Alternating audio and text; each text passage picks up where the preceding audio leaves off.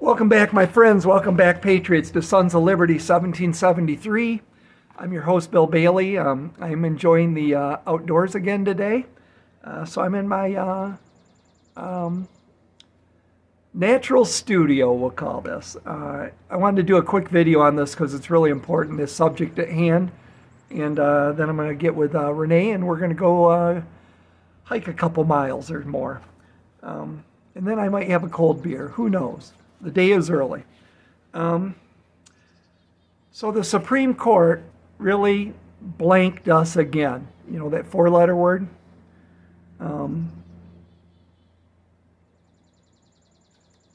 Why even have a constitution? No one follows it, not even the Supreme Court. Article 1, subsection 4 of the United States Constitution. The times, place, and manner of holding elections for senators and representatives shall be prescribed in each state by the legislature thereof. The legislature.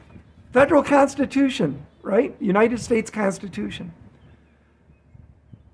Now, the things the federal government says that, are boilerplate. The things they don't talk about are reserved to the state, the 10th Amendment, right? But this is one that the federal government is saying the authority for holding elections is regarding the times, place, and manner. The manner, that's a big one, right? Is to each state legislature. And then that's in regards to electing senators and representatives, okay? And then Article 2, Section 1, each state shall appoint in the manner as the legislature therefore may direct the number of electors regarding in presidential elections. So the legislature has the power regarding federal elections. But what Judge Thomas, who reversed his thinking from 10 years ago, folks. 10 years ago, Roberts, excuse me, Justice Roberts. 10 years ago, Justice Roberts was right with this in lockstep in a case in Arizona. Said the legislatures have the power with federal elections, period. But now, not the case anymore. Could it be from Antifa and BLM? The mob showing up at their door, threatening them? Did he cave to the radical communists that are, trying to overthrow our country, and when they don't get their way, they do really bad stuff? Illegal, by the way, to protest at a Supreme Court justice's home. But hey, if you're on the left, the law doesn't apply. So this ruling yesterday, terrible. A big F-you to every American that's fought and died defending this, that believes in it. A big F-you. Big stab in the back. What they said is, no, the legislature does not get to, make sure I get the verbiage right here. Excuse me. Article 1, subsection 4, read it yourself. What the 6 out of the 9 said was that no, the legislature does not get to decide the times, place, and manner of holding elections. What good is this, folks? Seriously. Unbelievable. So what does this mean going forward? This means that they've defanged our legislatures from their constitutional power, at least, based on this decision. And so when the Democrats, the legislature says we want signature verification, that manner of holding an election, we want signature verification. The radicals are going to be able to say, no, we don't want that. We're going to take you to the court. And they're going to be able to do that. And, unfortunately, a lot of times the courts, the state courts aren't any better following this. So it just opens up Pandora's box for more lawfare and more, this case was about gerrymandering, but now they've just gave power to rogue elements to really do some gerrymandering and really, pervert our election process. I just, my opinion, the justices,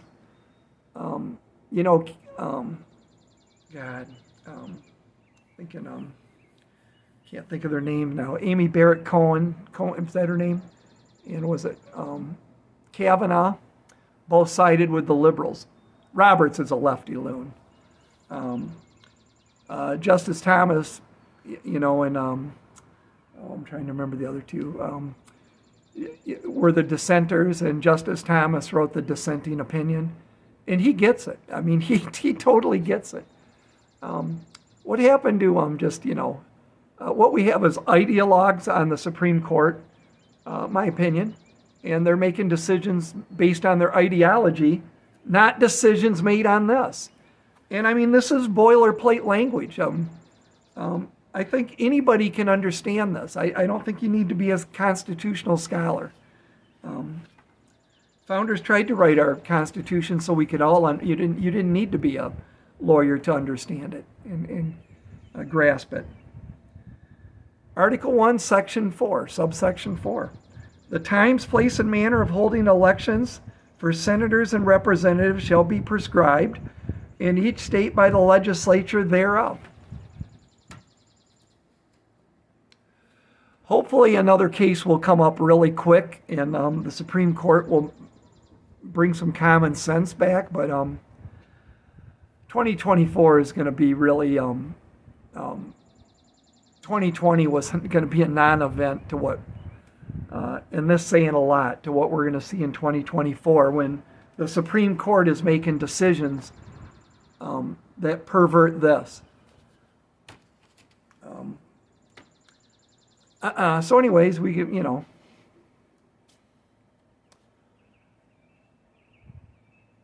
just got to keep grinding, folks. Then I was watching Bannon. I missed it this morning, but I was watching. They put them back on, so I watched the rerun of today's morning show just an hour or so ago, and I learned about the 65 Project, which is to go after all the attorneys that questioned election integrity, to destroy them. And the bar is a leftist organization.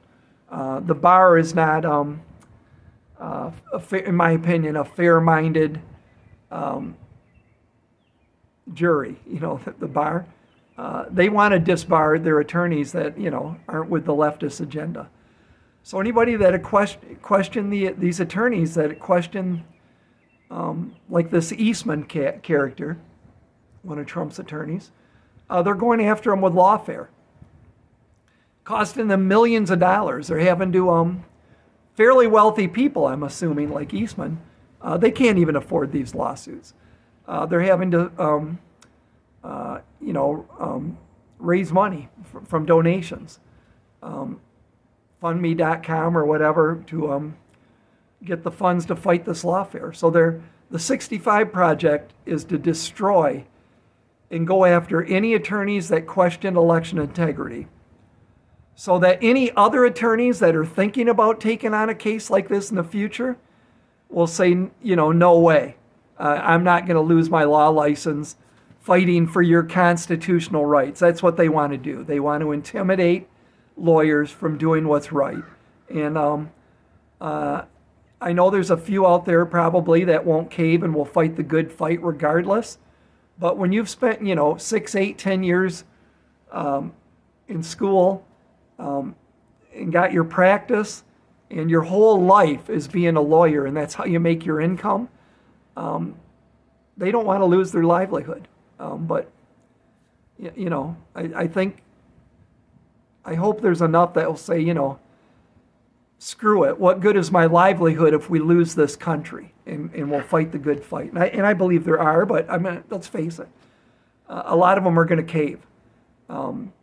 They want to destroy the Matt DePernos of the world, right?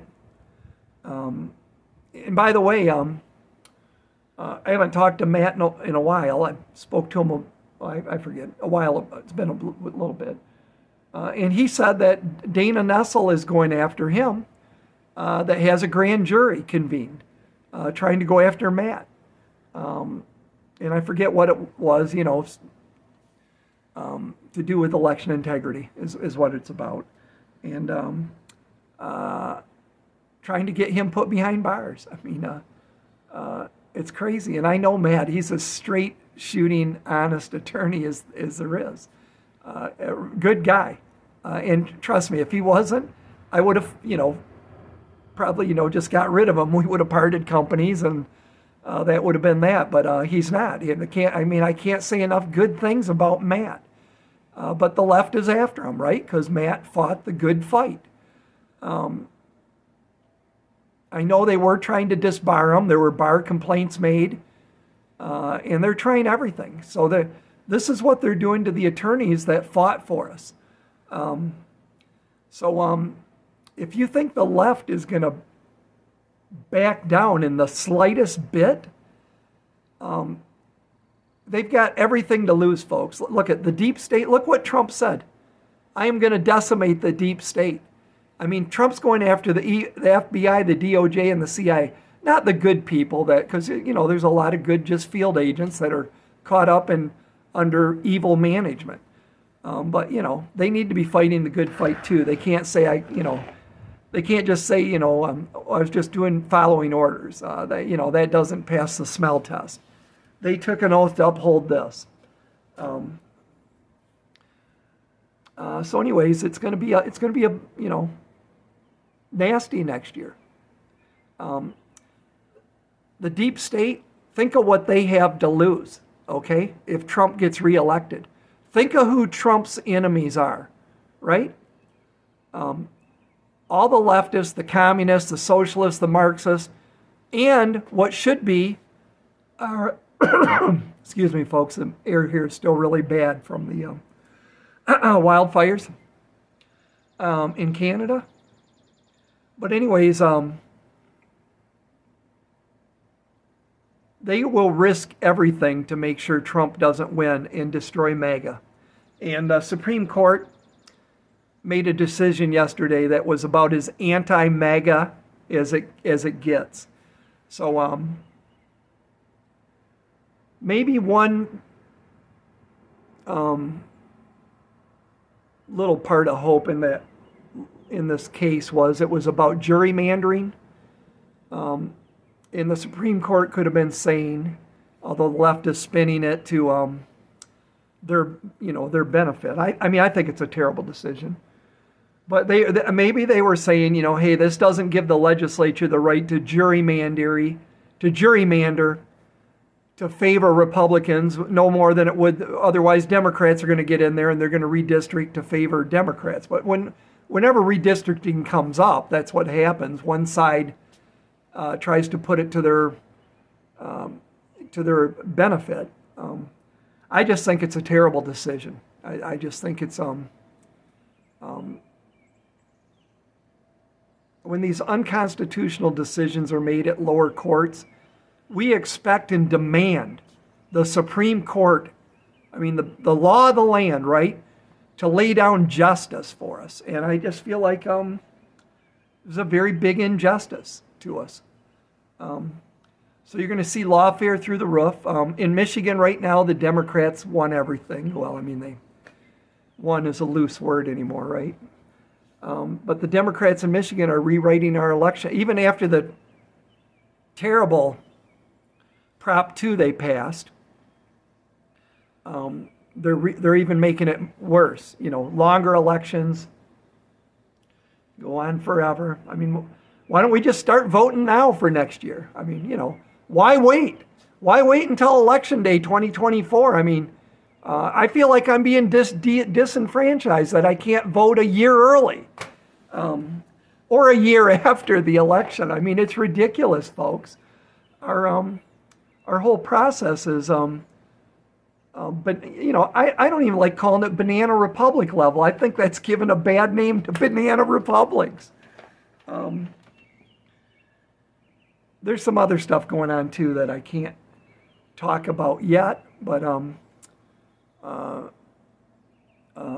it's just evil. And I don't know what our options are beyond winning next November. We just have to focus on doing that, and we just got to figure the workaround. Whenever they throw a roadblock in front of us, we just got to figure the workaround. 2020, we were all blindsided, right? The Zuckerberg boxes, the COVID, all that stuff.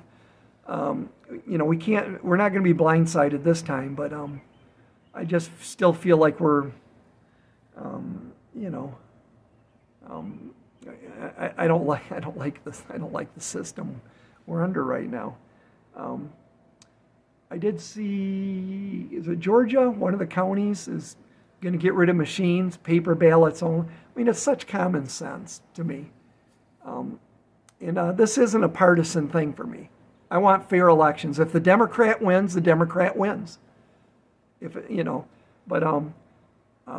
I just think that it would be so simple. For over 200 years, we voted on paper ballots, and we voted on the day of the election on paper ballots, and Republicans and Democrats alike counted the votes, and the winner was picked.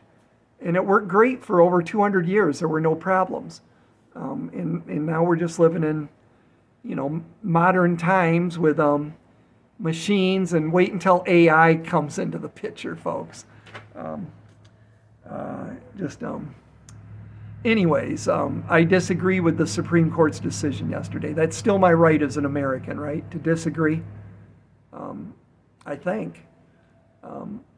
So anyways, the founders of this country, when they were disagreeing with their government, the first big gut punch they gave the government was the Boston Tea Party, a tax revolt, right? So maybe that's one of our tools that we use at some point next, because that's peaceful, right? The big corporations and the government is pretty screwed without our money. But it would have to be such a mass event that millions and millions would join in on such a Boston Tea Party themed event. Otherwise, they will divide and conquer, and they will make examples of anybody not paying their taxes. It's our right not to pay our taxes. There's penalties, of course, but for right now, just pay your taxes, okay? But I'm just thinking out loud. I just don't have the answers when I have the ultimate answer. If we look at what our founders had to do, but would like to avoid that option at all cost. So anyways, let me know what you think in the comments down below. I would tell you to start putting away some money if you can for next year's election. It's going to cost a lot of money, folks. Start putting money away. I know a lot of people don't have money to give, but if you can, just start seeding it away. Don't give it to anybody. Keep it in your bank account or wherever. But when the time comes and you can make a difference helping a cause, then maybe you can use that money to do some good. But it is going to be the fight for the life of this country. It's our last bite at the apple. We have to win. We have to be victorious, or it's not going to be good. So anyways, just keep fighting, keep grinding. Resistance is removed with persistence. Don't have time to talk about the Ukraine stuff and everything else, but my advice is keep prepping and keep praying for America. Psalms 33:12, blessed is the nation whose God is the Lord. See you, bye.